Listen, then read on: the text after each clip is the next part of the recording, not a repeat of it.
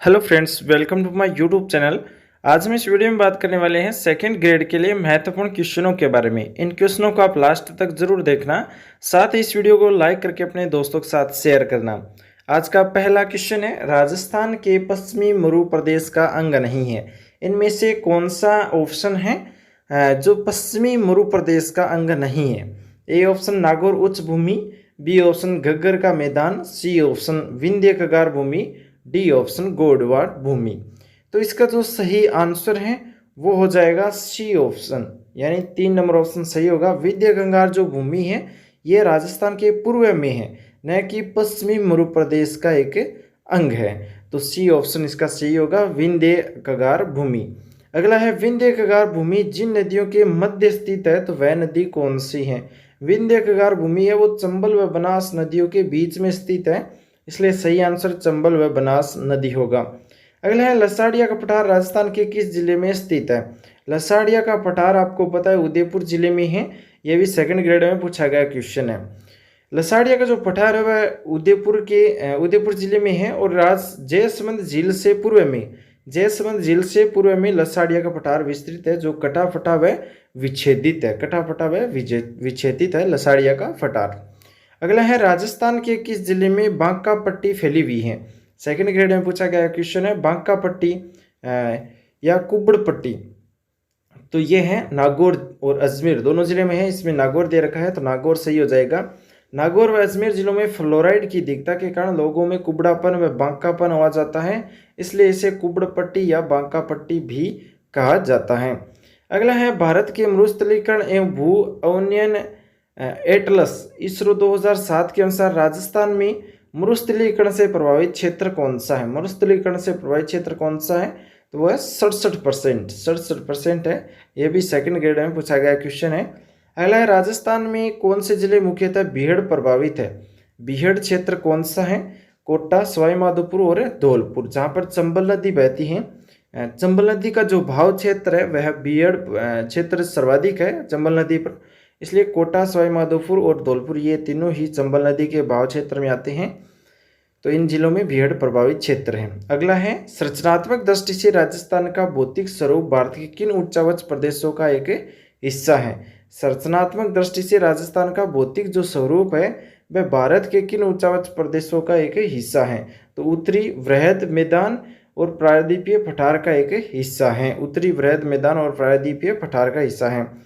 अगला है, राजस्थान के भौतिक प्रदेशों के संबंध में निम्नलिखित कथनों को हमें देखना है, सही कौन सा है ये हमें देखना है। तो देखिए, राज्य में 61.11% भू क्षेत्र में पश्चिमी रेतला मैदान है, ये सही है।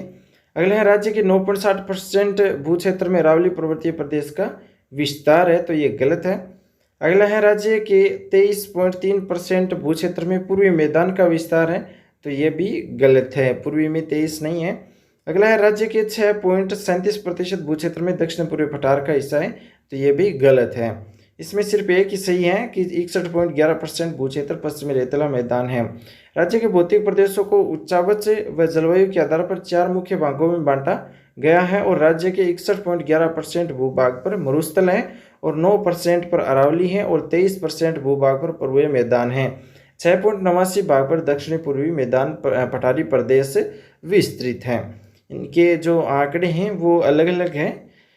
अगला है, अरावली पर्वत से संबंध पठार नहीं है। इनमें से कौन सा है जो अरावली पर्वत से संबंधित पठार नहीं है? A option Lasadia, B option Borat, C option Udiya और डी ऑप्शन मालवा। तो इसका सही आंसर हो जाएगा मालवा। 4 नंबर ऑप्शन इसका सही होगा, जो अरावली पर्वत से संबंध पठार नहीं है, मालवा। अगला है, निम्नलिखित में से कौन सा पठार अरावली पर्वत से संबंधित नहीं है? अरावली पर्वत से संबंधित नहीं है। ए ऑप्शन लसाड़िया का पठार, बी ऑप्शन उड़िया का पठार, सी ऑप्शन बघेलखंड का पठार और बोराट का पठार। तो बघेलखंड का जो पठार है वह अरावली से संबंधित नहीं है, ये राजस्थान में ही नहीं है बघेलखंड का, इसलिए यह अरावली से संबंधित नहीं है। अगला है, निम्नलिखित में से कौन सा समूह है राजस्थान की पर्वत चोटियों का उनकी ऊंचाइयों के अनुसार सही अवरोही क्रम है? तो देखिए, सही अवरोही क्रम किस प्रकार होगा? ऊंचाइयों के आधार पर देलवाड़ा, सज्जनगढ़, जरगा, तारागढ़,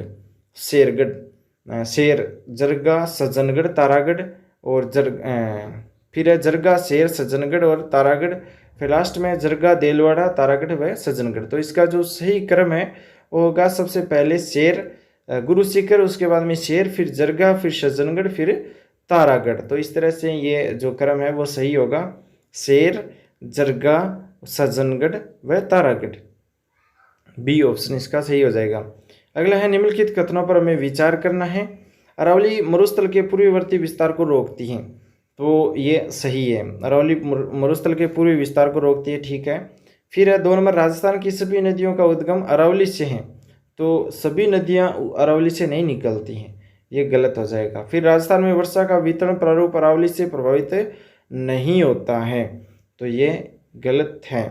राजस्थान में जो वर्षा का वितरण प्रारूप है वो अरावली से प्रभावित होता है, ठीक है। उसके बाद में अरावली प्रदेश वो धात्विक खनिजों से समृद्ध है, ये सही है। इसलिए 1 और 4 2 ही सही है और 2 और 3 गलत है, तो 1 2 सही हो जाएगा। का पहला क्वेश्चन है सोनारगढ़ दुर्ग है, सोनारगढ़ दुर्ग है वो कौन सा दुर्ग है, यानी कौन सी दुर्ग के श्रेणी में आता है सोनारगढ़? धानवे दुर्ग की श्रेणी में आता है सोनारगढ़ दुर्ग। राजस्थान के दुर्गों के जो प्रमुख 6 भागों में बांटा गए हैं, अलग अलग भाग हैं। जैसे सोनारगढ़ है वो धानवे दुर्ग में आता है, उसी तरह से गिरी दुर्ग में जो पर्वत पर स्थित होती है वो दुर्ग आते हैं गिरी दुर्ग के अंदर। चित्तौड़गढ़ दुर्ग है, कोमलगढ़ दुर्ग है, मेहरानगढ़ दुर्ग है, अचलगढ़, तारागढ़, नाहरगढ़, आमेर का जो दुर्ग है, जयगढ़, शेरगढ़, ये सभी जो दुर्ग है ये गिरी दुर्ग के अंदर आते हैं, ये सभी पर्वत पर स्थित दुर्ग हैं। अगला है जल दुर्ग, वह दुर्ग जो जल से घिरा हुआ हो। गागरोन दुर्ग है झालावाड़ के अंदर, काली सिंध आहू नदी के संगम पर स्थित है गागरोन दुर्ग। शेरगढ़ दुर्ग है बारां का, बेसरोडगढ़ दुर्ग है चित्तौड़गढ़ का। तो ये जल दुर्ग है। धानवे दुर्ग वो होते हैं जिनके चारों तरफ मरुस्थल से घिरा हुआ हो, जैसे बीकानेर का किला है, भटनेर का किला है, जैसलमेर का किला है, नागौर का किला है, चूरू का किला है और बाड़मेर का किला है। तो ये सभी धानवे दुर्ग की श्रेणी में आते हैं। अगला है स्थल दुर्ग, जो ईंटों व प्रस्तर से निर्मित हो, जैसे जूनागढ़ है, पोकरण का जो किला है वो स्थल दुर्ग के अंदर आता है। और अगला है फारिख दुर्ग, जिसके चारों ओर से गहरी खाई हो वह फारिख दुर्ग कहलाता है। लोहागढ़ का किला है भरतपुर के अंदर, जो फारिख दुर्ग है जिसके चारों तरफ गहरी खाई है। वन दुर्ग, जिनके चारों तरफ वनों से घिरा हुआ हो। रणथंबोर का किला सवाईमाधोपुर के अंदर है, जो वन दुर्ग की श्रेणी में आता है। कुचामन जो दुर्ग है वो किस जिले में है? कुचामन आपको पता है नागौर जिले में, और यह 3rd ग्रेड में पूछा गया क्वेश्चन है। बीकानेर के प्रसिद्ध किले का निर्माणकर्ता किसे माना जाता है? तो बीकानेर का जो प्रसिद्ध किला है एक है, उसका निर्माण करता है वो है राय सिंह, और ये 2nd ग्रेड में पूछा गया क्वेश्चन है। बीकानेर किले को जूनागढ़ के नाम से भी जाना जाता है, और इस किले के दरवाजे पर जयमल और फतेह की गजारूढ़ मूर्तियां बनाई गई हैं, यानी गजारूढ़ मूर्तियां बनाई गई हैं जयमल और फतेह की बीकानेर के जूनागढ़ दुर्ग के मुख्य द्वार पर। अगला जो क्वेश्चन है, वह प्रसिद्ध राजपूत राजा कौन था जिसके राजस्थान में सर्वाधिक दुर्गों जीर्णोद्धार का निर्माण कराया गया था? तो महाराणा जो कुंभा है उनके दुर्ग है वो सर्वाधिक है राजस्थान के अंदर। महाराणा कुंभा एक प्रख्यात वास्तुविद था, उसने 32 किलों का निर्माण कराया था, 32 किले बनवाए थे महाराणा कुंभा ने। अगला जो क्वेश्चन है, रणकपुर मंदिर का प्रमुख स्थापत्यकार कौन था? रणकपुर जो मंदिर है उसका प्रमुख स्थापत्यकार था देपाक। सी ऑप्शन या 3 नंबर ऑप्शन सही होगा, देपाक। अगला क्वेश्चन है झालरापाटन झालावाड़ का सूर्य मंदिर निर्मित किया गया है। तो झालरापाटन झालावाड़ का जो सूर्य मंदिर है वो किसने निर्मित किया है? नागभट्ट सेकंड के द्वारा। 2 नंबर ऑप्शन सही होगा, नागभट्ट सेकंड। देवनारायण जी का मुख्य मंदिर कहाँ पर अवस्थित है? देवनारायण जी की जो मुख्य मंदिर है वह है आसिंद भीलवाड़ा के अंदर, आसिंद भीलवाड़ा में देवनारायण जी। 7 सहेलियों का मंदिर कहाँ पर है? 7 सहेलियों का मंदिर है वो झालरापाटन चित्तौड़गढ़ में है, झालावाड़ में है। झालरापाटन में वो झालावाड़ में 7 सहेलियों का मंदिर है, और जो वसुंधरा राज्य हैं वो भी झालरापाटन से ही अपना चुनाव है वो जीतती हैं। अगला जो क्वेश्चन है, अंबिका माता का मंदिर कहाँ पर अवस्थित है? तो अंबिका माता का मंदिर है वो जगत उदयपुर में स्थित है। तिलवाड़ा का मल्लीनाथ मंदिर किस नदी के तट पर अवस्थित है? तिलवाड़ा का मल्लीनाथ मंदिर है वो लूणी नदी बाड़मेर में अवस्थित है। मूछाला महावीर का मंदिर कहाँ पर स्थित है? घाणेराव के अंदर मूछाला महावीर का मंदिर अवस्थित है। अगला क्वेश्चन है, निम्नलिखित में से कौन सा मंदिर गुप्त काल से संबंधित है? गुप्त काल से संबंधित देखिए, एक तो सचिया माता मंदिर, ओसिया हर्ष माता का मंदिर, आवानेरी, सोमेश्वर मंदिर, किराड़ू, चारचौमा मंदिर, कोटा। तो ये चारचौमा मंदिर है, ये एक गुप्त काल से संबंधित मंदिर है जो कोटा में है, चारचौमा मंदिर।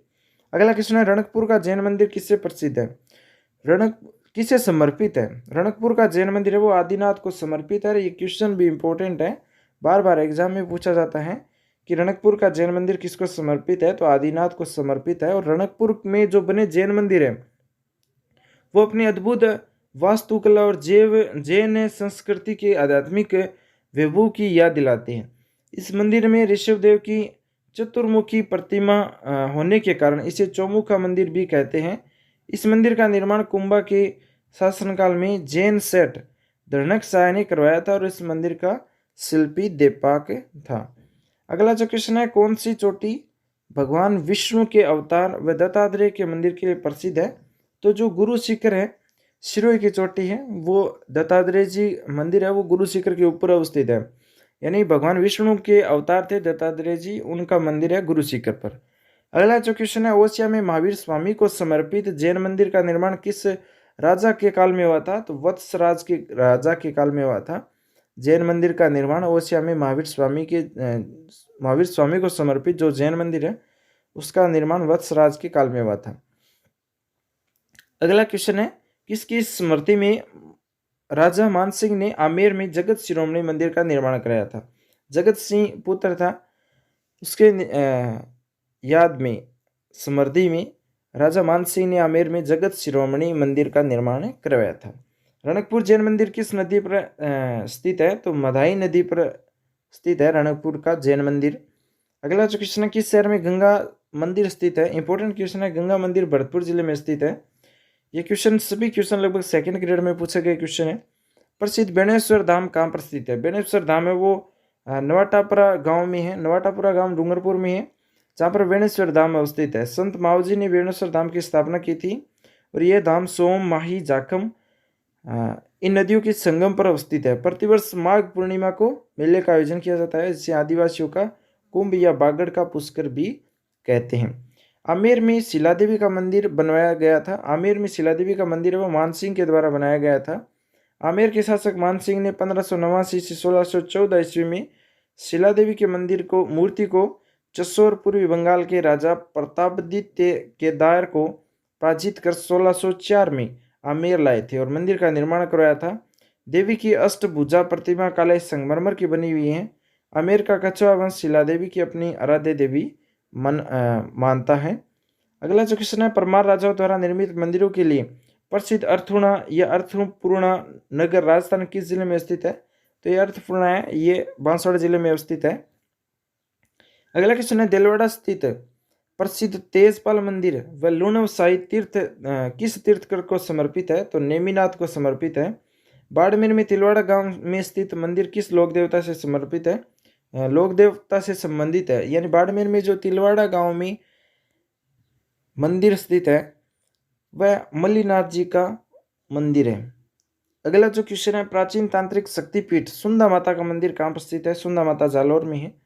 अगला जो क्वेश्चन है, केला देवी का विश्व प्रसिद्ध मंदिर राजस्थान के किस जिले में है? केला देवी का विश्व प्रसिद्ध जो मंदिर है वो करौली में है। लांगुरिया गीत गाए जाते हैं। अगला जो क्वेश्चन है, राजस्थान में सोमनाथ मंदिर जो स्थापत्य कला का उत्कृष्ट नमूना है तो वह है भानगढ़ में। सूर्य मंदिर कहाँ स्थित है? चित्तौड़गढ़ जिले में स्थित है सूर्य मंदिर। राजस्थान में सूर्य मंदिर को समर्पित प्राचीनतम मंदिर चित्तौड़गढ़ दुर्ग में है जो कालिका माता के नाम से प्रसिद्ध है। फिलहाल कालिका माता के नाम से प्रसिद्ध है सूर्य मंदिर। मशहूर विमल शाही लूणव शाही मंदिर कहाँ पर स्थित है? इंपॉर्टेंट क्वेश्चन है, देलवाड़ा में है। विमल शाही मंदिर का निर्माण गुजरात के राजा चालुक्य और महाराजा भीमदेव के मंत्री एवं सेनापति विमल शाह ने महान शिल्पकार कीर्तिधर के निर्देशन में करवाया था। यह मंदिर प्रथम तीर्थकर भगवान ऋषभ देव का है। लूणव शाही मंदिर 22वें तीर्थकर नेमिनाथ को समर्पित। इस मंदिर का निर्माण चालुक्य शासक धीर धवल के महामंत्री वास्तुपाल व तेजपाल ने 1234 में करवाया था। इस मंदिर का मुख्य शिल्पी शोभन देव था। देवालय में देवरानी जेठानी के गोखड़े निर्मित है। अगला क्वेश्चन है, तनोट देवी का मंदिर कहाँ पर स्थित है? जैसलमेर राजस्थान में तनोट देवी है। लव कुश की जन्मस्थली के रूप में प्रसिद्ध स्थल कौन सा है? सीताबाड़ी है।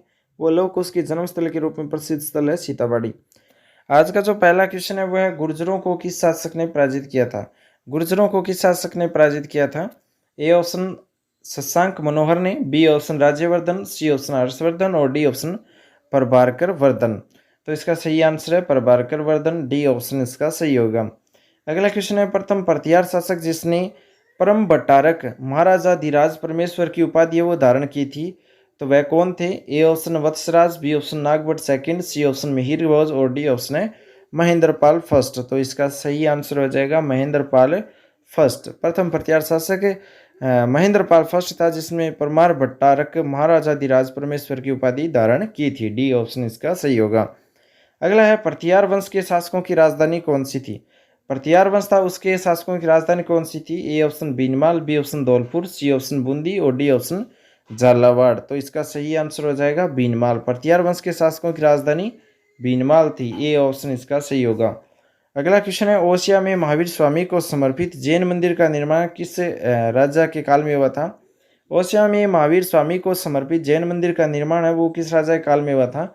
A option Devpal, B option Trilokchand, C option है नागभट्ट प्रथम और डी ऑप्शन है वत्सराज। तो इसका सही आंसर है वत्सराज प्रतिहार था। ओसिया में महावीर स्वामी को समर्पित जैन मंदिर का निर्माण वत्सराज प्रतिहार राजा के काल में हुआ था। डी ऑप्शन सही होगा। अगला क्वेश्चन है गुर्जर प्रतिहार पाल एवं राष्ट्रकूट शासक केंद्रीय राजतंत्र नहीं थे। गुर्जर प्रतिहार पाल एवं राष्ट्रकूट शासक एवं केंद्रीय राजतंत्र नहीं थे। ए ऑप्शन सही है, बी ऑप्शन गलत है, सी ऑप्शन भ्रमित है और डी ऑप्शन पता नहीं। तो इसका सही आंसर है गलत है। गुर्जर प्रतिहार पाल राष्ट्रकूट शासक केंद्रीय राजतंत्र नहीं थे, ये गलत है। बी ऑप्शन सही होगा। अगला क्वेश्चन है उद्योतन सूर्य ने अपने ग्रंथ कुवलयमाला की रचना 778 में किस प्रतिहार शासक के समय की गई थी। उद्योतन सूर्य ने अपने ग्रंथ कुवलयमाला की रचना 778 में किस प्रतिहार शासक के काल में की गई थी। A option Vatsraj, B option Nagbhatt द्वितीय, सी ऑप्शन मिहिर भोज प्रथम, डी ऑप्शन नागभट्ट प्रथम। तो इसका सही आंसर हो जाएगा वत्सराज। ए ऑप्शन इसका सही होगा। अगला क्वेश्चन है प्रभास व आदिवराह की उपाधियां किस प्रतिहार शासक ने धारण की थी। प्रभास व आदिवराह की उपाधियां किस प्रतिहार शासक ने धारण की थी। A option Mihir Bhoj, B option Mahendrapal प्रथम, सी ऑप्शन नागभट्ट द्वितीय और डी ऑप्शन राज्यवर्धन। तो इसका सही आंसर हो जाएगा मिहिर भोज। ए ऑप्शन इसका सही होगा। प्रभास व आदिवराह की उपाधियां मिहिर भोज प्रतिहार शासक के धारण की थी। अगला क्वेश्चन है मंडोर के किस प्रतिहार शासक ने भाटियों को पराजित किया था। मंडोर के किस प्रतिहार शासक ने भाटियों को पराजित किया था। ए ऑप्शन बाउक, बी ऑप्शन सिल्लुक, सी ऑप्शन कक और डी ऑप्शन नागभट्ट प्रथम। तो इसका सही आंसर हो जाएगा सिल्लुक। मंडोर के जो सिल्लुक प्रतिहार शासक थे उन्होंने भाटियों को पराजित किया था। बी ऑप्शन सही होगा। अगला है मिहिर भोज को इस्लाम का सबसे बड़ा शत्रु किसने कहा था। इंपॉर्टेंट क्वेश्चन है मिहिर भोज को इस्लाम का सबसे बड़ा शत्रु किसने कहा था। ए ऑप्शन सुलेमान अरब यात्री था उसने, बी ऑप्शन है इब्न बतूता और सी ऑप्शन है बलबन, डी ऑप्शन है इल्तुतमिश। तो इसका सही आंसर हो जाएगा सुलेमान अरब यात्री था। मिहिर भोज को इस्लाम का सबसे बड़ा शत्रु कहा था। ए ऑप्शन सही होगा। अगला क्वेश्चन है गुर्जर प्रतिहारों को विदेशी मानने वाला मत किसने प्रतिपादित किया है। गुर्जर प्रतिहारों को विदेशी मानने वाला मत किसने प्रतिपादित किया है। A option CV Ved, B option doctor Ojha, C option doctor Bhandarkar और डी ऑप्शन चंद्र बरदाई। तो इसका सही आंसर हो जाएगा डॉक्टर भंडारकर। सी ऑप्शन इसका सही होगा। अगला है नागभट्ट प्रथम को अन्य किस नाम से जाना जाता है। नागभट्ट प्रथम को अन्य किस नाम से जाना जाता है। ए ऑप्शन नामक, बी ऑप्शन नागोत तकीर्नम और सी ऑप्शन है नागक और डी ऑप्शन है नागावलोक। तो इसका सही आंसर हो जाएगा नागावलोक। डी ऑप्शन इसका सही होगा। नागभट्ट प्रथम को नागावलोक नाम से भी जाना जाता है। अगला क्वेश्चन है किस प्रशस्ति में हमें ज्ञात होता है कि नागभट्ट द्वितीय ने कन्नौज को अपनी राजधानी बनाया था। ऐसा कौन सी प्रशस्ति है जो बताती है कि नागभट्ट द्वितीय ने कन्नौज को अपनी राजधानी बनाया था। ए ऑप्शन एकलिंग प्रशस्ति, बी ऑप्शन मंडोर प्रशस्ति, सी ऑप्शन ग्वालियर प्रशस्ति, डी ऑप्शन प्रयाग प्रशस्ति। तो इसका सही आंसर हो जाएगा प्रयाग प्रशस्ति। डी ऑप्शन इसका सही होगा। अगला क्वेश्चन है प्रतिहारों का गुरु किसे माना जाता है। प्रतिहारों का गुरु किसे माना जाता है। ए ऑप्शन नागभट्ट को, बी ऑप्शन नरहरि को, सी ऑप्शन रोहिल्लादि को और डी ऑप्शन है विष्णु भट्ट को। तो इसका सही आंसर हो जाएगा रोहिलावदी को। प्रतिहारों का गुरु है वो रोहिलावदी को माना जाता है। सी ऑप्शन इसका सही होगा। अगला क्वेश्चन है मिहिर भोज ने किस प्रशस्ति की रचना की थी? मिहिर भोज ने किस प्रशस्ति की रचना की थी? ए ऑप्शन है प्रयाग प्रशस्ति, बी ऑप्शन नाग प्रशस्ति, सी ऑप्शन ग्वालियर प्रशस्ति, डी ऑप्शन हर्षनाश प्रशस्ति। तो मिहिर भोज ने ग्वालियर प्रशस्ति की रचना की थी। सी ऑप्शन इसका सही होगा, ग्वालियर प्रशस्ति। तो आज है वो है किस लोक देवता की स्मृति में तिलवाड़ा का मेला बढ़ता है? किस लोक देवता की स्मृति के अंदर है वो तिलवाड़ा का मेला बढ़ता है? A option Harbu ji, B option Pabu ji, C option Goga ji और डी ऑप्शन है मलिनाथ जी। तो इसका सही आंसर हो जाएगा मलिनाथ जी। मलिनाथ जी की स्मृति में तिलवाड़ा का मेला बढ़ता है। डी ऑप्शन सही होगा। अगला क्वेश्चन है अलवर क्षेत्र की लोक देवी के रूप में जानी जाती हैं। अलवर क्षेत्र की लोक देवी के रूप में किसे जाना जाता है? ए ऑप्शन केवाई माता, B option Jilani Mata, C option Nakti माता और डी ऑप्शन पथवारी माता। तो इसका सही आंसर हो जाएगा जिलानी माता है वह अलवर क्षेत्र की लोक देवी के रूप में जानी जाती है। बी ऑप्शन सही होगा, जिलानी माता। अगला क्वेश्चन है शीतला माता को निम्न में से किस नाम से नहीं जाना जाता है? शीतला माता को निम्न में से किस नाम से नहीं जाना जाता है? ए ऑप्शन चेचक की देवी, बी ऑप्शन बच्चों की संरक्षिका और सी ऑप्शन है महामाई, डी ऑप्शन है दादी जी। तो इसका सही आंसर है दादी जी। डी ऑप्शन इसका सही होगा। शीतला माता को दादाजी नाम से नहीं जाना जाता है, बाकी चेचक की देवी कहते हैं, बच्चों की संरक्षिका महामाई भी बोला जाता है, लेकिन दादी जी नहीं कहते हैं। अगला क्वेश्चन है चारण जाति के लोग देवी के 4 सिद्ध पीठ में से कौन सी पीठ का उपासक रहे हैं? चारण जाति के लोग हैं वो चारण जाति के लोग देवी के 4 जो सिद्ध पीठ है उनमें से किस पीठ के उपासक है? ए ऑप्शन है Piplaj, B option Hinglaj, C option Sugali और डी ऑप्शन है जमुआई। तो इसका सही आंसर है हिंगलाज। बी ऑप्शन सही होगा। हिंगलाज जो सिद्ध पीठ है उसके उपासक है चारण जाति। अगला क्वेश्चन है जीर्ण माता का मंदिर किसके शासनकाल में निर्मित हुआ था? जीर्ण माता का जो मंदिर है वह किसके शासनकाल में निर्मित हुआ था? ए ऑप्शन पृथ्वीराज चौहान प्रथम, बी ऑप्शन विग्रहराज चतुर्थ और C option Arnoraj, D option है सोमदेव। तो इसका सही आंसर है पृथ्वीराज चौहान प्रथम के काल में जीर्ण माता का मंदिर है वो निर्मित हुआ था, पृथ्वीराज चौहान प्रथम। अगला क्वेश्चन है माघ शुक्ला सप्तमी को गधों का मेला कहाँ लगता है? माघ शुक्ला सप्तमी को गधों का मेला कहाँ लगता है? ए ऑप्शन ब्रह्माणी माता का मंदिर, बी ऑप्शन केवाई माता का मंदिर और सी ऑप्शन छींक माता का मंदिर, डी ऑप्शन कोई नहीं। तो इसका जो सही आंसर है वो है ब्रह्माणी माता का मंदिर। माघ शुक्ला सप्तमी को गधों का मेला ब्रह्माणी माता के मंदिर में लगता है और जयपुर में लूणियावास में।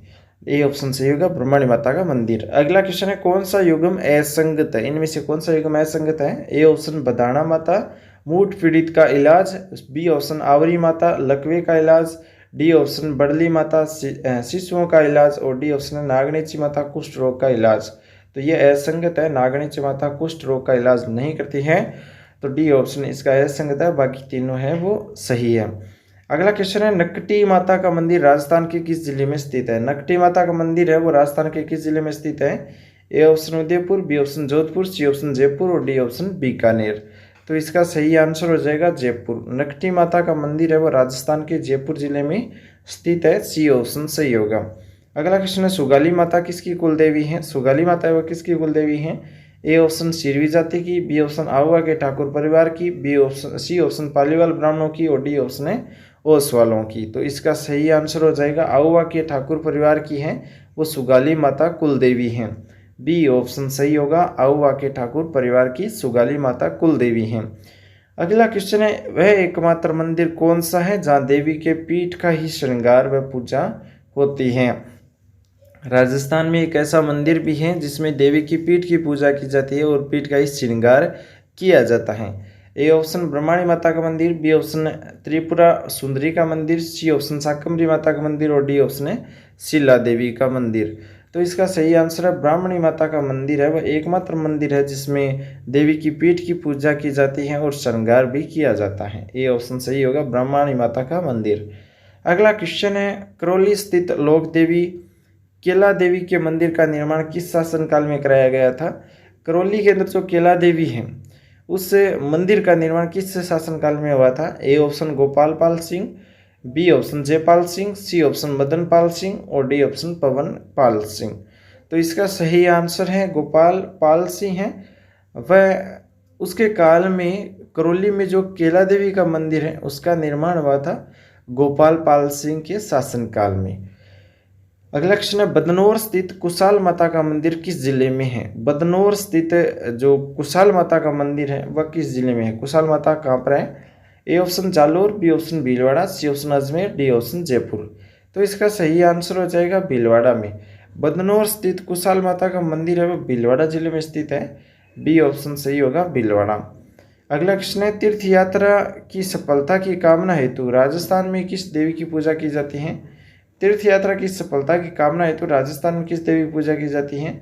ए ऑप्शन पथवारी माता, B option Rani Sati, C option Jilani Mata, D option सकराई माता। तो इसका सही आंसर हो जाएगा पथवारी माता। तीर्थ यात्रा की सफलता की कामना हेतु राजस्थान में पथवारी माता जो माता है देवी है उसकी पूजा की जाती है। ए ऑप्शन इसका सही होगा। अगला क्वेश्चन है, मारवाड़ क्षेत्र की जनता की आराध्य देवी कौन सी है? मारवाड़ क्षेत्र के अंदर जो जनता है उसकी आराध्य देवी कौन है? तो ए ऑप्शन अंबिका माता, बी ऑप्शन आवड़ माता, सी ऑप्शन जमुआई माता और डी ऑप्शन है सुगाली माता। तो इसका सही आंसर हो जाएगा सुगाली माता है। मारवाड़ क्षेत्र की जनता की एक आराध्य देवी है सुगाली देवा, सुगाली माता। डी ऑप्शन इसका सही होगा। अपराधिकवर्ती किस आयु वर्ग में अधिक पाई जाती है? अपराधिकवर्ती है वह किस आयु वर्ग में पाई जाती हैं? तो वह 12 से 14 वर्ष की आयु में पाई जाती हैं। जड़ बालकों के लिए उपयोगी है। जड़ बालकों के लिए उपयोगी है इंद्रियों और अमूर्त ज्ञान। इंद्रिय और अमूर्त ज्ञान जड़ बालकों के लिए उपयोगी क्यों है? क्योंकि इंद्रिय और अमूर्त ज्ञान है। अगला क्वेश्चन है, बौद्धिक मॉडल का ढांचा किसके द्वारा प्रस्तावित किया गया था? बौद्धिक मॉडल का जो ढांचा है वह गिलफोर्ड के द्वारा प्रस्तावित किया गया था। गिलफोर्ड बौद्धिक मॉडल का ढांचा। अगला क्वेश्चन है, बालक के व्यक्तित्व अध्ययन की मनोवैज्ञानिक विधि है। बालक के व्यक्तित्व अध्ययन की मनोवैज्ञानिक विधि है वह केस स्टडी है। वह बालक के व्यक्तित्व अध्ययन की मनोवैज्ञानिक विधि है। अगला है, मनोविज्ञान के अध्ययन की प्राचीनतम विधि क्या है? मनोविज्ञान के अध्ययन की प्राचीनतम विधि है अंतर्दर्शन विधि। मनोविज्ञान के अध्ययन की प्राचीनतम विधि है अंतर्दर्शन विधि। अगला क्वेश्चन है, मूल प्रवृत्ति अभिप्रेरणा सिद्धांत के प्रवर्तक कौन है? मूल प्रवृत्ति अभिप्रेरणा सिद्धांत के प्रवर्तक है मैकडूगल है वह मूल प्रवृत्ति अभिप्रेरणा सिद्धांत के प्रवर्तक है मैकडूगल। अगला है, प्रोजेक्ट विधि के जन्मदाता कौन है? प्रोजेक्ट विधि के जन्मदाता है वो है किलपैट्रिक है वो प्रोजेक्ट विधि के जन्मदाता हैं। अगला है, सर्वप्रथम प्रश्नावली का निर्माण किया गया था। सर्वप्रथम प्रश्नावली का जो निर्माण है वो वुडवर्थ के द्वारा किया गया था। सर्वप्रथम प्रश्नावली का निर्माण वुडवर्थ।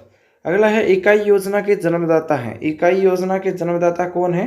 तो वो है मॉरिसन या मोरिसन है वो इकाई योजना के जन्मदाता हैं। अगला है, बाल मनोवैज्ञानिकों ने शिशु में मुख्यतः कौन कौन से संवेग माने हैं? बाल मनोवैज्ञानिकों ने शिशु में जो भय, क्रोध, प्रेम व पीड़ा है यह संवेग माने हैं। बाल मनोवैज्ञानिकों ने शिशु में मुख्यतः भय, क्रोध, प्रेम और पीड़ा यह संवेग माने हैं। अगला है, पहले हम अपनी आदतों का निर्माण करते हैं और फिर हमारी आदतें हमारा निर्माण करती है। यह कथन किसने दिया था? ये दिया था ड्राइजेन ने कहा कि पहले हम अपनी आदतों का निर्माण करते हैं फिर हमारी आदतें हमारा निर्माण करती हैं। तो ये ड्राइजेन ने कहा था। अगला जो क्वेश्चन है वो है, बालक के हाथ, पैर और नेत्र उसके प्रारंभिक शिक्षक हैं। हाथ, पैर और नेत्र उसके प्रारंभिक शिक्षक हैं। इन्हीं के द्वारा वह 5 वर्ष में ही पहचान सकता है, सोच सकता है और याद कर सकता है। यह कथन रूसो ने दिया था। यह कथन किसने दिया? रूसो ने। अगला क्वेश्चन है, शिशु सबसे अधिक किस विधि से सीखता है? शिशु सबसे अधिक है वो अनुकरण विधि से सीखता है। अनुकरण विधि से शिशु सबसे अधिक सीखता है। अगला क्वेश्चन है, 3 से 6 वर्ष तक के बालक प्राय अर्ध स्वप्नों की दशा में रहते हैं। यह कथन किसका है? तो ये थार्नडाई ने कहा कि 3 से 6 वर्ष तक के जो बालक होते हैं वह अर्ध स्वप्नों की दशा में रहते हैं। थार्नडाइन ने यह कहा था। अगला क्वेश्चन है, 2 वर्ष की आयु तक के बालक में लगभग सभी संवेगों का विकास हो जाता है। तो यह कथन किसका है? यह कथन है ब्रिजेस का। 2 वर्ष की आयु तक के बालक में लगभग सभी संवेगों का विकास हो जाता है, यह कथन ब्रिजेस का है। अगला क्वेश्चन है, 6 से 9 वर्ष तक के समय को कौन सा काल कहते हैं? 6 से 9 वर्ष तक के समय को संचय काल कहते हैं। 6 से 9 वर्ष तक के जो समय काल है वह संचय काल कहलाता है। 10 से 12 वर्ष तक के समय को कौन सा काल कहते हैं? 10 से 12 तक होता है जो 6 से 9 होता है वह तो होता है संचय काल, और 10 से 12 होता है वह होता है परिपाक काल। परिपाक काल बोला जाता है। अगला क्वेश्चन है, पूर्व बाल्यावस्था होती है। पूर्व बाल्यावस्था 6 से 9 वर्ष तक होती है पूर्व बाल्यावस्था। बाल्यावस्था क्या है? बाल्यावस्था 10 से 12 वर्ष तक होती है बाल्यावस्था। बालक अपने को अति विशाल संसार में पाता है, उसके बारे में वह जल्दी से जानकारी प्राप्त करना चाहता है। तो ये कथन कहा था स्टेग्ड ने कहा कि बालक अपने को अति विशाल संसार में पाता है, उसके बारे में जल्दी से जानकारी प्राप्त है वो करना चाहता है। अगला क्वेश्चन है, सामूहिक खेल और शारीरिक व्यायाम प्राथमिक विद्यालय के अभिन्न अंग होते हैं। यह कथन किसने दिया था? सामूहिक खेल और शारीरिक व्यायाम। सामूहिक खेल और शारीरिक व्यायाम है वो प्राथमिक विद्यालय के अभिन्न अंग होते हैं। तो यह कथन कोलेस्ट्रिक ने दिया था। कोलेस्ट्रिक ने दिया था। अगला जो क्वेश्चन है, बाल्यावस्था संवेगात्मक विकास की एक अनोखी अवस्था है। बाल्यावस्था है वो संवेगात्मक विकास की एक अनोखी व्यवस्था है। यह कथन कोल एवं ब्रूस ने कहा कि बाल्यावस्था संवेगात्मक विकास की एक अनोखी अवस्था होती है। अगला क्वेश्चन है, बाल्यावस्था में बालक व्यक्तित्व हो जाता है। बालक व्यक्तित्व हो जाता है बाल्यावस्था में, तो वह बहिर्मुखी हो जाता है। अगला जो क्वेश्चन है वह बाल्यावस्था में रुचियाँ निरंतर परिवर्तित होती है, बदलती रहती है। बाल्यावस्था में रुचि है वो बदलती रहती है, परिवर्तित होती रहती है। पूर्व किशोरावस्था का काल क्या है? पूर्व किशोरावस्था का काल है 12 से 16 वर्ष। किशोरावस्था का काल है 16 से 18 वर्ष। किशोर प्रौढ़ों को अपने मार्ग में बाधा समझता है जो उसे अपनी स्वतंत्रता को लक्ष्य प्राप्त करने से रोकते हैं। तो यह कथन दिया था कोलेस्ट्रिक ने यह कथन दिया था कि किशोर प्रौढ़ों को अपना मार्ग में बाधा समझता है और वो अपनी स्वतंत्रता को लक्ष्य प्राप्त करने से रोकते हैं। अगला क्वेश्चन है, किशोरावस्था कब से कब तक होती है? किशोरावस्था है वो 12 से 18 वर्ष तक होती है किशोरावस्था। जन्म के समय बालक का भार होता है 5 से 10 पाउंड। आपको पता है 5 से 10 पाउंड होता है। अगला है, मोंटेसरी प्रणाली का विकास किस प्रकार के बालकों के लिए किया गया था? मोंटेसरी प्रणालियों का विकास है वो मंदबुद्धि और सुविधाहीन जो बालक है उनके लिए किया गया था, मंदबुद्धि एवं सुविधाहीन। अगला क्वेश्चन है, वीर पूजा हेरो वर्शिप क्या है? वीर जो पूजा है वह है किसी को आदर्श मान लेना। किसी को अगर आदर्श मान लेते हैं तो वह एक वीर पूजा है। अगला क्वेश्चन है, किशोरावस्था एक परेशानी, तनाव एवं द्वंद्व की अवस्था है। यह कथन किसने कहा था? किशोरावस्था एक परेशानी, तनाव, द्वंद्व की अवस्था है, यह स्टैनली हॉल ने कहा। किशोरावस्था एक परेशानी, तनाव एवं द्वंद्व की अवस्था है, स्टैनली हॉल।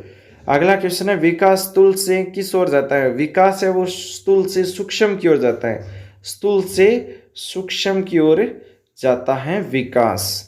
अगला जो क्वेश्चन है, सीखने की प्रक्रिया के 3 मुख्य नियम कौन से हैं? सीखने की प्रक्रिया के 3 जो मुख्य नियम है वो एक तो तत्परता, एक अभ्यास व परिणाम, और 3 नंबर है प्रभाव का नियम। ये सीखने की प्रक्रिया के 3 मुख्य नियम हैं, तत्परता, अभ्यास, परिणाम व प्रभाव का नियम। अगला जो क्वेश्चन है वो है, सीखने की प्रक्रिया के गौण नियम कितने हैं? सीखने की प्रक्रिया के गौण नियम 5 है। सीखने की प्रक्रिया के गौण नियम 5 हैं। आज के ये क्वेश्चन जो शिक्षा मनोविज्ञान के महत्वपूर्ण क्वेश्चन है, शिक्षक भर्ती के लिए महत्वपूर्ण क्वेश्चन है। तो क्वेश्चन आपको कैसे लगे कमेंट में ज़रूर बताएं। साथ ही इस वीडियो को लाइक करके अपने दोस्तों के साथ शेयर जरूर कर ले। आज का जो पहला क्वेश्चन है वो है, बागौर की हवेली संग्रहालय कहाँ पर स्थित है? जो बागौर की हवेली है और संग्रहालय भी है वह कहाँ पर स्थित है?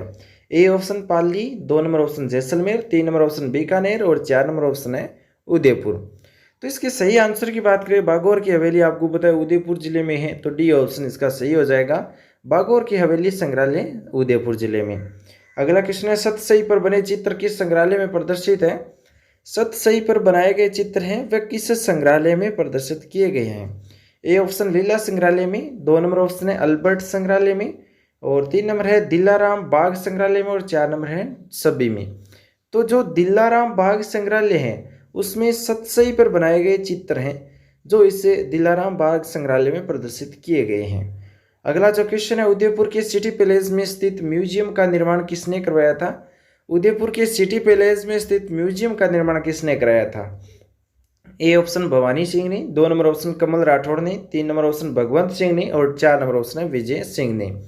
इसके सही आंसर की बात करें तो इसका सही आंसर हो जाएगा भगवत सिंह ने। उदयपुर के सिटी पैलेस में जो भगवत सिंह ने म्यूजियम का निर्माण कराया था वह उदयपुर के सिटी पैलेस में है, भगवत सिंह के द्वारा निर्माण करवाया गया था। अगला जो क्वेश्चन है, मुकुट सरदार संग्रहालय कहाँ पर स्थित है? मुकुट सरदार संग्रहालय कहाँ पर है? इंपॉर्टेंट है। 1 number option Jaipur, 2 number Jodhpur, 3 number Bikaner, 4 number Dausa. बात करें मुकुट सरदार संग्रहालय की तो ये जोधपुर जिले में है, मुकुट सरदार संग्रहालय, बी ऑप्शन सही होगा। अगला क्वेश्चन है, श्री बांगड़ राजकीय संग्रहालय कहाँ पर स्थित है? श्री बांगड़ राजकीय संग्रहालय, ए नंबर ऑप्शन जालौर में, 2 नंबर जोधपुर में, 3 नंबर चूरू में, और 4 नंबर पाली में। सही आंसर हो जाएगा इसका पाली। श्री बांगड़ राजकीय संग्रहालय वह पाली जिले में है, श्री बांगड़ राजकीय संग्रहालय पाली में। अगला जो क्वेश्चन है, प्राच्य विद्या प्रतिष्ठान की स्थापना में महत्वपूर्ण भूमिका किसकी रही है? प्राच्य विद्या प्रतिष्ठान की स्थापना में महत्वपूर्ण भूमिका किसकी रही है? ए नंबर ऑप्शन हरिविजन, 2 नंबर जिन विजय मुनि, 3 नंबर है मुन्नी मगन, और 4 नंबर है छगन मुनि। तो इसका जो सही आंसर है वो है जिन विजय मुनि। प्राच्य विद्या प्रतिष्ठान की स्थापना में महत्वपूर्ण भूमिका जिन विजय मुनि की रही है, 2 नंबर ऑप्शन सही होगा।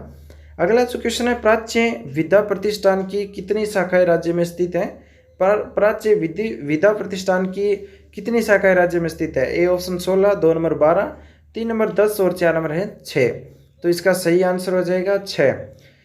प्राच्य विद्या प्रतिष्ठान की 6 शाखाएं राज्य में स्थित है। अगला क्वेश्चन है, किस स्थान पर प्राच्य विद्या प्रतिष्ठान की उपशाखा स्थित है? उपशाखा कहाँ पर है? A option Alwar, Jaipur, Kota, Bikaner, Udaipur, Chittorgarh, 2 number Banswara, Dungarpur, Bikaner, Dausa, 3 number है 12 बूंदी।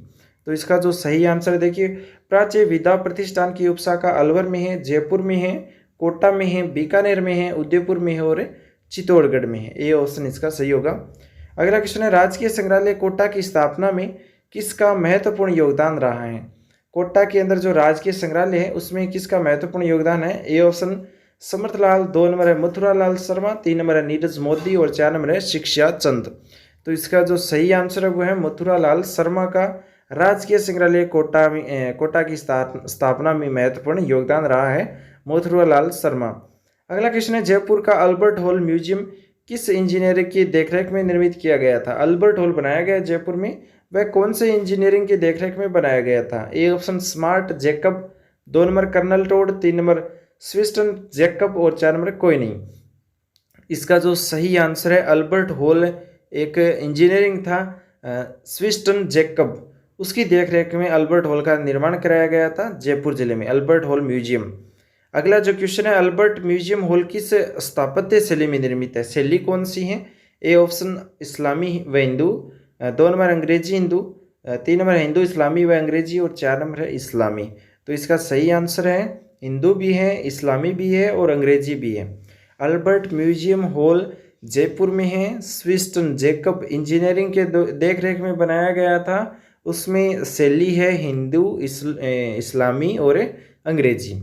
इतना आपको याद रखना है। अगला क्वेश्चन है, अल्बर्ट म्यूजियम हॉल संग्रहालय में किस देश के शाह अब्बास के उद्यान के दृश्य युक्त बहुमूल्य गलीचा प्रदर्शित है? तो ये ऑप्शन इराक, 2 नंबर ईरान, और 3 नंबर कुवैत, और 4 नंबर है मिस्र। तो इसका सही आंसर हो जाएगा ईरान। अल्बर्ट म्यूजियम हॉल संग्रहालय में ईरान देश के शाह अब्बास के उद्यान के दृश्य युक्त बहुमूल्य गलीचा प्रदर्शित है। अगला क्वेश्चन है, हवा महल राजकीय संग्रहालय की स्थापना कब की गई थी? हवा महल राजकीय संग्रहालय उसकी स्थापना कब की गई थी? ए ऑप्शन 1799 उदयपुर में, 2 नंबर ऑप्शन है 1799 जयपुर में, 3 नंबर है 1720 में जयपुर में, 4 नंबर है 1983 में जयपुर में। तो आपको याद रखना है 1983 जयपुर हवा महल राजकीय संग्रहालय है, उसकी स्थापना 1983 में जयपुर में की गई थी। डी ऑप्शन इसका सही होगा। अगला क्वेश्चन है, एक मुद्रा पर एक और त्रिशूल तथा दूसरी ओर अपोलो देवता अंकित है, जो तीर एवं तर्कस से युक्त है, यह कहाँ से प्राप्त हुई है? एक मुद्रा पर एक और त्रिशूल है, दूसरी ओर अपोलो देवता अंकित किया गया है, जो तीर एवं तर्कस से युक्त है, कहाँ से प्राप्त हुआ है? ए ऑप्शन नो है, 2 number option Ahar, 3 number Kalibanga और 4 नंबर है रेड। तो इसका सही आंसर हो जाएगा आहड़। एक मुद्रा पर एक और त्रिशूल है, दूसरी ओर अपोलो देवता की अंकित की गई है और तीर एवं तर्कस से युक्त है, तो ये आहड़ सभ्यता में। अगला जो क्वेश्चन है, मौर्य, कुषाण, गुप्त आदि के समय के सिक्के कहाँ क्या कहलाते हैं? मौर्य, कुषाण, गुप्त आदि के समय के सिक्के क्या कहलाते हैं? ए ऑप्शन सिल्लभ मुद्राएं, 2 नंबर काठी मुद्राएं, 3 नंबर मालवगण मुद्राएं और 4 नंबर है कांची मुद्राएं। तो इसका सही आंसर हो जाएगा मालवगण मुद्राएं, सी ऑप्शन इसका सही होगा। मौर्य, कुषाण, गुप्त आदि के समय के सिक्के हैं वो मालवगण मुद्राएं कहलाती हैं। आज राज्य में बेंटोनाइट खनिज का सर्वाधिक उत्पादन किन जिलों में होता है? राज्य के अंदर यानी राजस्थान के अंदर बेंटोनाइट खनिज है वह सर्वाधिक किस जिले में उत्पादन किया जाता है? तो ए ऑप्शन है Jaipur Dausa, B option Barmer Jaisalmer, C option Bikaner Ganganagar, D option Nagaur Jhunjhunu. तो इसका सही आंसर है बाड़मेर जैसलमेर में बेंटोनाइट खनिज का सर्वाधिक उत्पादन किया जाता है, बी ऑप्शन सही होगा बाड़मेर जैसलमेर। अगला क्वेश्चन है, सवाई माधोपुर में चौथ का बरवाड़ा किस खनिज के लिए जाना जाता है? चौथ का बरवाड़ा नाम आपने सुना होगा क्योंकि ये क्वेश्चन इंपॉर्टेंट है। सवाई माधोपुर में चौथ का बरवाड़ा है और वह खनिज है एक, वह किस खनिज के लिए प्रसिद्ध है? ए ऑप्शन है सीसा जस्ता की खान के लिए, बी ऑप्शन है टंगस्टन की खान के लिए, सी ऑप्शन है अब्रक की खान के लिए, डी ऑप्शन है स्लेट की खान के लिए। इसका जो सही आंसर है वो हो जाएगा सीसा जस्ता की खान के लिए। सवाई माधोपुर में चौथ का बरवाड़ा जो स्थान है वो प्रसिद्ध है सीसा जस्ता की खान के लिए, ए ऑप्शन इसका सही हो जाएगा। अगला क्वेश्चन है, हिंदुस्तान कॉपर लिमिटेड भारत की सार्वजनिक क्षेत्र की कौन सी तांबा उत्पादन कंपनी है? तो इस रिक्त स्थान को हमें भरना है कि यहाँ पर कौन सा ऑप्शन आएगा। ए ऑप्शन एकमात्र, बी ऑप्शन दूसरी, सी ऑप्शन तीसरी, डी ऑप्शन चतुर्थ। सही आंसर की बात करें तो इसका सही आंसर होगा एकमात्र। हिंदुस्तान कॉपर लिमिटेड भारत की सार्वजनिक क्षेत्र की एकमात्र तांबा उत्पादक कंपनी है। तो HCL आपने नाम सुना होगा, HCL हिंदुस्तान कॉपर लिमिटेड, उसमें एकमात्र भारत की जो सार्वजनिक क्षेत्र की जो कंपनी है वो है HCL। अगला क्वेश्चन है, राजस्थान में मैग्नेटाइट किस्म का लोहा मुख्यतः कहाँ पर पाया जाता है? आपको पता होना चाहिए लोहा कितना प्रकार का होता है और राजस्थान में मैग्नेटाइट जो किस्म का लोहा है वो कहाँ पर पाया जाता है? A option Jaipur, B option Bhilwara, C option Udaipur, D option Sikar. तो इसका जो सही आंसर है वो है भीलवाड़ा। राजस्थान में मैग्नेटाइट किस्म का लोहा भीलवाड़ा जिले में पाया जाता है, बी ऑप्शन इसका सही होगा। अगला क्वेश्चन है, एशिया की सॉफ्ट स्टोन की सबसे बड़ी खान कहाँ पर स्थित है? एशिया की जो सॉफ्ट स्टोन की सबसे बड़ी खान है वो कहाँ पर है? ए ऑप्शन आंधी जयपुर में, बी ऑप्शन मांडो की पाल डूंगरपुर में, सी ऑप्शन डीडवाना नागौर में और डी ऑप्शन है मांडल भीलवाड़ा में, मांडलगढ़ भीलवाड़ा में। तो इसका जो सही आंसर है एशिया की सॉफ्ट स्टोन है वो आंधी जयपुर में है। आंधी एक स्थान है जयपुर के अंदर, वहां पर है सॉफ्ट स्टोन, ए ऑप्शन इसका सही होगा। अगला क्वेश्चन है, ऋषभ देव उदयपुर में है, कौन सा मार्बल पाया जाता है? ऋषभ देव स्थान है वो उदयपुर में और वहां पर कौन सा मार्बल पाया जाता है? ए ऑप्शन लाल मार्बल, बी ऑप्शन हरा मार्बल, सी ऑप्शन काला मार्बल, डी ऑप्शन 7 रंग का मार्बल। बात करें हरा मार्बल की, हरा मार्बल है वो ऋषभ देव उदयपुर में पाया जाता है, बी ऑप्शन सही होगा हरा मार्बल। अगला क्वेश्चन है, राज्य में 7 रंगों वाला मार्बल कहाँ पाया जाता है? राज्य में 7 रंगों का मार्बल कहाँ पाया जाता है? ए ऑप्शन फलोदी जोधपुर में, बी ऑप्शन पचपदरा बाड़मेर में, सी ऑप्शन खांदरा गांव पाली में, डी ऑप्शन श्रीनगर अजमेर में। सही आंसर की बात करें तो इसका सही आंसर होगा खादरा गांव पाली में 7 रंगों वाला मार्बल पाया जाता है, सी ऑप्शन इसका सही होगा खांदरा गांव पाली। अगला जो क्वेश्चन है वो है, जोधपुर जिले के किस गांव में निजी क्षेत्र में विद्युत परियोजना की स्थापना की गई है? जोधपुर जिले के किस गांव में निजी क्षेत्र में विद्युत परियोजना की स्थापना की है? ए ऑप्शन रामगंज में, बी ऑप्शन सूरजपुरा में, सी ऑप्शन चंद्रनगर में, डी ऑप्शन आलनिया में। बात करें सूरजपुरा की, बी ऑप्शन सही होगा। जहाँ पर यह गांव है धौलपुर जिले में, वहाँ पर निजी क्षेत्र में विद्युत परियोजना की स्थापना की गई है सूरजपुरा धौलपुर में। अगला जो क्वेश्चन है, फिल्म उद्योग तथा चिकित्सा क्षेत्र में काम आने वाला प्लास्टर ऑफ पेरिस किससे बनाया जाता है? प्लास्टर ऑफ पेरिस का आपको पता है किससे बनाया जाता है? जब हड्डी टूट जाती है तो उसमें जो पाटा तैयार किया जाता है वो प्लास्टर ऑफ पेरिस से तैयार किया जाता है। फिल्म उद्योग में भी काम आता है, तो वह किस से बनाया जाता है? ए ऑप्शन जिप्सम से, बी ऑप्शन फॉस्फेट से, सी ऑप्शन ए बी दोनों, डी ऑप्शन इनमें से कोई नहीं। बात करें जिप्सम की, जिप्सम से बनाया जाता है। चिकित्सा क्षेत्र फिल्म उद्योग में भी प्लास्टर ऑफ पेरिस काम आता है और वह जिप्सम से बनाया जाता है। ए ऑप्शन इसका सही होगा, जिप्सम। अगला क्वेश्चन है, राजस्थान में कच्चा पन्ना मुख्यतः कहाँ से आयात होता है? कच्चा पन्ना राजस्थान में कहाँ से आयात किया जाता है? ए ऑप्शन ब्राजील से, बी ऑप्शन फ्रांस से, सी ऑप्शन जापान से, डी ऑप्शन अमेरिका से। ब्राजील से राजस्थान में कच्चा पन्ना है वो ब्राजील से आयात किया जाता है। ए ऑप्शन इसका सही होगा। अगला क्वेश्चन है, फेल्सपार की राजस्थान में कौन सी प्रमुख खान है? फेल्सपार की राजस्थान में कौन सी प्रमुख खान है? फेल्सपार। ए ऑप्शन खारा बीकानेर, बी ऑप्शन वालदा सिरोही, सी ऑप्शन करारा भीनमाल, डी ऑप्शन कोई नहीं। तो इसका सही आंसर हो जाएगा करारा भीनमाल। फेल्सपार की राजस्थान में करारा भीनमाल प्रमुख खान है। सी ऑप्शन सही होगा, करारा भीनमाल। अगला जो क्वेश्चन है, राजस्थान में पन्ने की अंतर्राष्ट्रीय मंडी कहाँ पर है? राजस्थान में पन्ने की अंतर्राष्ट्रीय मंडी कहाँ पर है? ए ऑप्शन जयपुर में, बी ऑप्शन डूंगरपुर में, सी ऑप्शन अजमेर में, डी ऑप्शन प्रतापगढ़ में।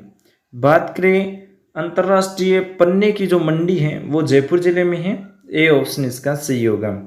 अगला क्वेश्चन है, कृष्ण क्रांति किससे संबंधित है? ए ऑप्शन खाद्य उत्पादन से, बी ऑप्शन मछली उत्पादन से, सी ऑप्शन दुग्ध उत्पादन से, डी ऑप्शन पेट्रोलियम उत्पादन से। कृष्ण क्रांति पेट्रोलियम उत्पादन से संबंधित है। डी ऑप्शन इसका सही होगा। अगला क्वेश्चन है, कमलीताल गैस प्राप्ति स्थान किस जिले में है? कमलीताल, कमलीताल एक स्थान है जहाँ पर गैस प्राप्त होती है, वह किस जिले में है? A option Jaisalmer, B option Barmer, C option Bikaner, D option Jalore. Jaisalmer जिले में कमलीताल गैस प्राप्ति स्थान है, जैसलमेर जिले में। अगला क्वेश्चन है, कौन सा युग्म असंगत है?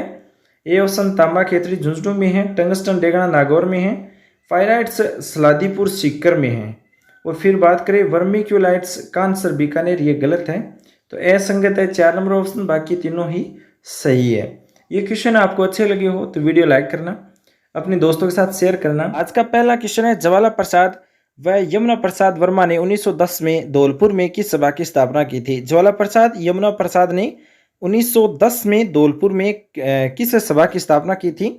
ए ऑप्शन नागरिक प्रचारिणी सभा, बी ऑप्शन आचार संहिता सभा, सी ऑप्शन आचार सुधारिणी सभा और डी ऑप्शन है धौलपुर प्रजा सभा। तो इसका सही आंसर हो जाएगा सी ऑप्शन आचार सुधारिणी सभा।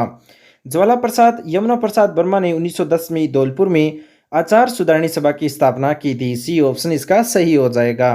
अगला क्वेश्चन है, कुशलगढ़ प्रजामंडल के संस्थापक कौन थे? कुशलगढ़ प्रजामंडल है उसका संस्थापक कौन था? A option Bhanwarlal Nigam, B option Zorawar Das, C option Shantilal Dwivedi और डी ऑप्शन है पन्नालाल त्रिवेदी। तो इसका सही आंसर हो जाएगा भंवरलाल निगम कुशलगढ़ प्रजामंडल के संस्थापक थे। ए ऑप्शन इसका सही हो जाएगा। अगला क्वेश्चन है, अखिल भारतीय देशी राज्य लोक परिषद की अपील पर भारत की सभी रियासतों के प्रजामंडलों ने रियासती दिवस कब मनाया था? तो रियासती दिवस है वो 19 अप्रैल 1942 को मनाया गया था। ए ऑप्शन इसका सही हो जाएगा। अगला क्वेश्चन है, मारवाड़ लोक परिषद का गठन किसके द्वारा किया गया था? मारवाड़ लोक परिषद का गठन है वो किसके द्वारा किया? A option Vijay Shankar, B option Ranchhod Das Gatani, C option Jainarayan Vyas, D option Mithalal Sharma. तो इसका सही आंसर हो जाएगा रणछोड़ दास गटानी। मारवाड़ लोक परिषद का गठन किया था। अगला क्वेश्चन है, 1925 के अखिल भारतीय जाट महासभा अधिवेशन की अध्यक्षता किसने की थी? 1925 के अखिल भारतीय जाट महासभा के अधिवेशन की अध्यक्षता किसने की थी? ए ऑप्शन विजय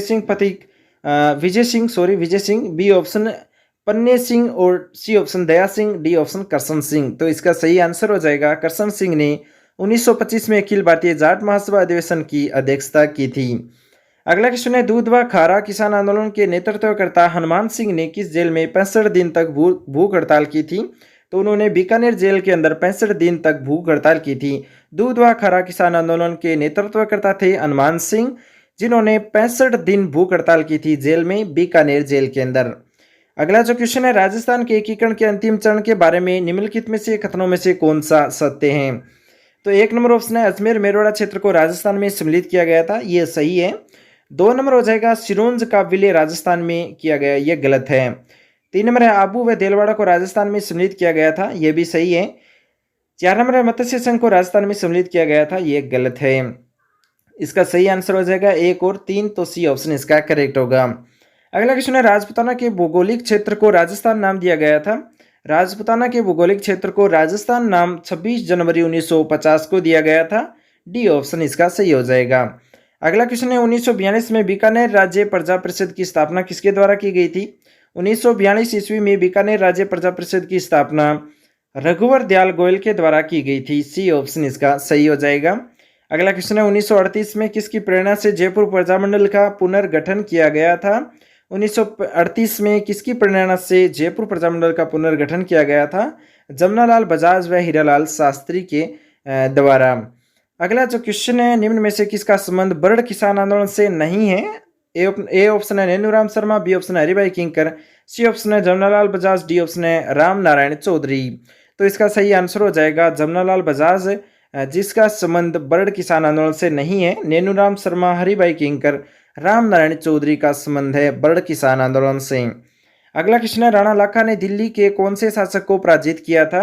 राणा लाखा ने दिल्ली के गयासुद्दीन तुगलक द्वितीय को पराजित किया था, ए ऑप्शन इसका सही होगा। अगला क्वेश्चन है, मुगल मेवाड़ संधि में मुगलों का प्रतिनिधि कौन था? मुगल मेवाड़ संधि में मुगलों का प्रतिनिधि कौन था? A option Mahabat Khan, B option Abdullah Khan, C option Shahzada Parvez और डी ऑप्शन है खुर्रम। तो इसका सही आंसर हो जाएगा खुर्रम। मुगल मेवाड़ संधि में मुगलों का प्रतिनिधित्व करने वाला खुर्रम था।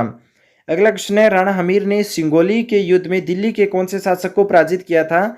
राणा हमीर ने सिंगोली के युद्ध में मोहम्मद तुगलक को पराजित किया था, सी ऑप्शन इसका सही हो जाएगा। अगला क्वेश्चन है, 400 की गुहिल शाखा का संस्थापक कौन था? 400 की गुहिल शाखा का संस्थापक है वो था भरत भट्ट। अगला क्वेश्चन है, मोक्कल की हत्या कहाँ की गई थी? मोक्कल की हत्या आपको पता है जीलवाड़ा में की गई थी, ए ऑप्शन इसका सही होगा, मोक्कल की हत्या जीलवाड़ा में। अगला क्वेश्चन है, रायमल की छतरी कहाँ पर है? रायमल की छतरी, A option Ahar, B option Marwar, C option Nalanda और डी ऑप्शन जावर। तो जो रायमल की छतरी है वो जावर में है, डी ऑप्शन इसका सही होगा, जावर। अगला क्वेश्चन है, जावर की खान है वो किस धातु के लिए प्रसिद्ध है? ये भी आप कमेंट में जरूर बताएं।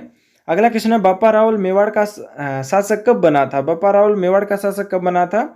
ए ऑप्शन 834 ईस्वी, B option 934, C option 734, D option 634। तो इसका सही आंसर हो जाएगा 734 में बप्पा रावल मेवाड़ का शासक बना था, सी ऑप्शन इसका सही होगा। अगला क्वेश्चन है, हमीर को वीर राजा की उपाधि देने वाला प्रमाण है? हमीर को वीर राजा की उपाधि देने वाला प्रमाण है वो है रसिक प्रिया, सी ऑप्शन इसका सही होगा, रसिक प्रिया। अगला क्वेश्चन है, कुंभा ने अपनी पुत्री रमाबाई के विवाह के अवसर पर कौन से स्थापत्य का निर्माण कराया था? कुंभा ने अपनी पुत्री रमाबाई के विवाह के अवसर पर श्रृंगार चौरी का निर्माण कराया था, बी ऑप्शन सही होगा, श्रृंगार चौरी। अगला क्वेश्चन है, रायमल की मृत्यु के बाद मेवाड़ का शासक कौन बना था?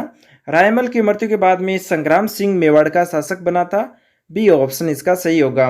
अगला क्वेश्चन है, बप्पा ने कौन से शासक से चित्तौड़ छीना था? बप्पा ने कौन से शासक से चित्तौड़ छीना था? तो मानमोरी से, सी ऑप्शन इसका सही होगा, मानमोरी। अगला क्वेश्चन है, बप्पा का मूल नाम क्या था? बप्पा का मूल नाम कालभोज था, ए ऑप्शन सही होगा, कालभोज। अगला क्वेश्चन है, निम्न में से कुंभा द्वारा रचित ग्रंथ नहीं है? कुंभा द्वारा रचित ग्रंथ वास्तु मंजरी नहीं है, बाकी संगीत क्रम, दीपिका, हरित वार्तिका और वाद्य प्रबंधन तीनों है, लेकिन वास्तु मंजरी नहीं है। अगला क्वेश्चन है, अमर सिंह के शासनकाल में मेवाड़ पर प्रथम मुगल अभियान किसके नेतृत्व में हुआ था? मेवाड़ पर प्रथम मुगल अभियान सलीम के नेतृत्व में हुआ था, ए ऑप्शन इसका सही होगा। अगला क्वेश्चन है, राणा लाखा ने मारवाड़ की कौन सी राजकुमारी से विवाह किया था? राणा लाखा ने मारवाड़ की हंसाबाई राजकुमारी थी, उससे विवाह किया था लाखा ने, डी ऑप्शन सही होगा।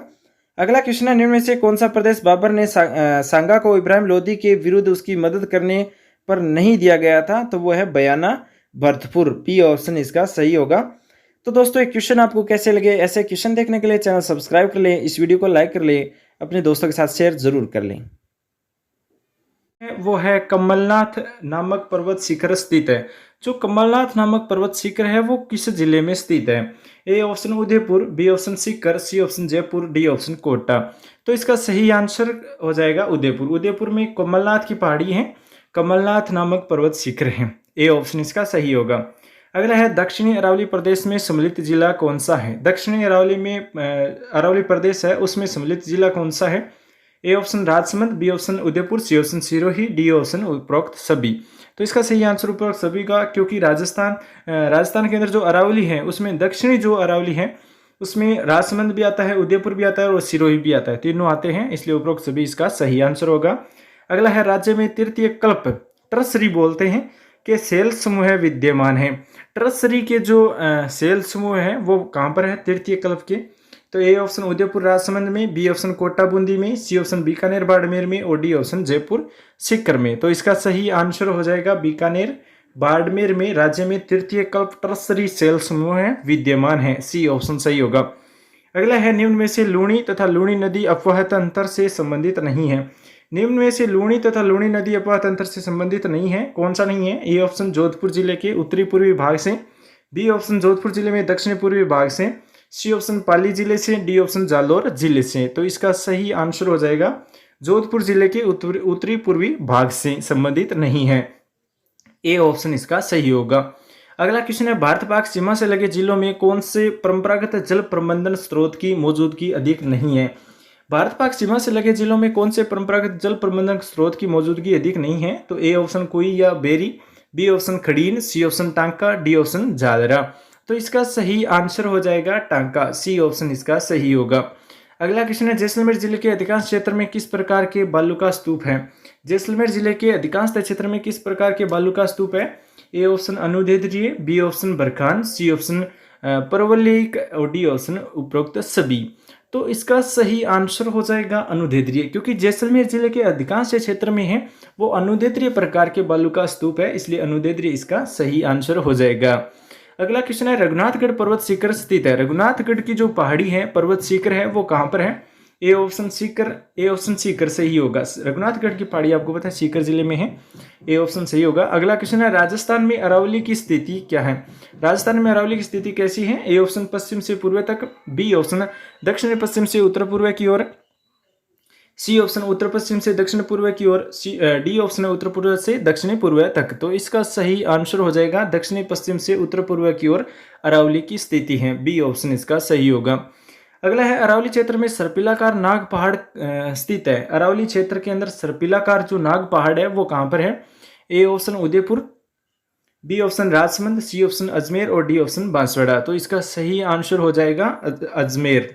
अजमेर में सर्पिलाकार नाग पहाड़ है, सी ऑप्शन इसका सही हो जाएगा। अगला क्वेश्चन है, क्षेत्रफल की दृष्टि से विस्तृत जिले अवस्थित है। क्षेत्रफल की दृष्टि से विस्तृत जिले कौन से हैं? तो ए ऑप्शन दक्षिणी क्षेत्र में, बी ऑप्शन पश्चिमी क्षेत्र में, सी ऑप्शन उत्तरी क्षेत्र में और डी ऑप्शन है पूर्वी क्षेत्र में। तो आपको पता है पश्चिमी क्षेत्र में जिले हैं वो विस्तृत जिले हैं क्योंकि उनका क्षेत्रफल अधिक है। पश्चिमी क्षेत्र में राजस्थान के अंदर जैसलमेर, बाड़मेर, जोधपुर, बीकानेर इन जिलों का क्षेत्रफल है वो सर्वाधिक है। बी ऑप्शन सही होगा, पश्चिमी क्षेत्र। अगला है, पवन की दिशा के समकोण पर बनने वाले बालू का स्तूप को क्या कहा जाता है? पवन की दिशा के समकोण पर बने बालू का स्तूप है वो क्या कहलाते हैं? ए ऑप्शन अनुप्रस्थ, बी ऑप्शन तारा, C option अवरोधी, D option शब्र copies. तो इसका सही आंसर हो जाएगा अनुप्रस्थ। पवन की दिशा के समकोण पर बनने वाले बालू का स्तूप को अनुप्रस्थ कहते हैं। ये अनुप्रस्थ दोहरे हैं। ए ऑप्शन सही होगा, अनुप्रस्थ बालू का स्तूप बने हुए हैं। अगला है, बाड़मेर जैसलमेर का चट्टानी प्रदेश क्या कहलाता है? बाड़मेर जैसलमेर का जो चट्टानी प्रदेश है वह क्या कहलाता है? ए ऑप्शन बालू का स्तूप मुक्त प्रदेश, बालू का स्तूप मुक्त प्रदेश, बी ऑप्शन नेटवर्क बालू का स्तूप, सी ऑप्शन अनुप्रस्थ बालू का स्तूप, डी ऑप्शन बरखान बालू का स्तूप। तो इसका जो सही आंसर है वो हो जाएगा ए ऑप्शन बालू का स्तूप मुक्त प्रदेश। बाड़मेर जैसलमेर का जो चट्टानी प्रदेश है वह बालू का स्तूप मुक्त प्रदेश है। ए ऑप्शन इसका सही होगा। अगला है, स्थलाकृति की दृष्टि से किस प्रदेश को एक विशाल इनसेल वर्ग की संज्ञा दी गई है? स्थलाकृति की दृष्टि से किस प्रदेश को एक विशाल इनसेल वर्ग की संज्ञा दी गई है? ए ऑप्शन शेखावटी पहाड़ियों को, बी ऑप्शन मेरवाड़ा पहाड़ियों को, सी ऑप्शन बोराट का पठार, डी ऑप्शन आबू पर्वत खंड। तो इसका सही आंसर हो जाएगा आबू पर्वत खंड। स्थलाकृति की दृष्टि से किस प्रदेश को यानी आबू पर्वत खंड को एक विशाल इनसेल वर्ग की संज्ञा दी गई है? डी ऑप्शन इसका सही होगा। अगला क्वेश्चन है, राजस्थान के पूर्व से पश्चिमी तथा उत्तर से दक्षिणी चौड़ाई दर्शाने वाली दोनों रेखाएं किस जिले में एक दूसरे को काटती हैं? राजस्थान की पूर्व से पश्चिम तथा उत्तर से दक्षिणी चौड़ाई दर्शाने वाली दोनों रेखाएं किस जिले में एक दूसरे को काटती हैं? A option Jaipur, B option Nagaur, C option Ajmer, D option Pali. तो इसका सही आंसर हो जाएगा नागौर, बी ऑप्शन इसका सही होगा। अगला जो क्वेश्चन है, मरुस्थलीय जिलों में जनसंख्या घनत्व लगभग कितना है? जो मरुस्थलीय जिले हैं उनमें जनसंख्या घनत्व लगभग कितना है? ए ऑप्शन 100 व्यक्ति प्रति वर्ग किलोमीटर में है, बी ऑप्शन 200 व्यक्ति प्रति वर्ग किलोमीटर में है, सी ऑप्शन 15 व्यक्ति प्रति वर्ग किलोमीटर में है, डी ऑप्शन 10 व्यक्ति प्रति वर्ग किलोमीटर में है। तो इसका सही आंसर हो जाएगा 100 व्यक्ति प्रति वर्ग किलोमीटर में है। मरुस्थलीय जिलों में जनसंख्या घनत्व लगभग 100 के आसपास है। अगला है, राजस्थान बागड़ अथवा अर्ध शुष्क मैदान को कितने भागों में विभाजित किया गया है? राजस्थान बागड़ तथा अर्ध शुष्क मैदान है उनको कितने भागों में विभाजित किया गया है? A option 3, B option 5, C option 2 और डी ऑप्शन 4। तो इसका सही आंसर हो जाएगा डी ऑप्शन 4 ऑप्शन इसका सही होगा। तो दोस्तों आज के ये क्वेश्चन आपको कैसे लगे कमेंट में जरूर बताएं। इस वीडियो को लाइक जरूर करें, अपने दोस्तों के साथ शेयर जरूर करें। चैनल पर आप नए हैं, इसी तरह के महत्वपूर्ण क्वेश्चन देखने के लिए शिक्षा मनोविज्ञान के क्वेश्चन भी आपको इसी चैनल पर मिलते रहेंगे। अगर आप शिक्षक भर्ती की तैयारी करते हैं तो आप हमारे चैनल के साथ जरूर जुड़े, क्योंकि आपको शिक्षक भर्ती से रिलेटेड क्वेश्चन ही इसी चैनल पर मिलते रहेंगे। Thanks for watching. आपका दिन शुभ हो।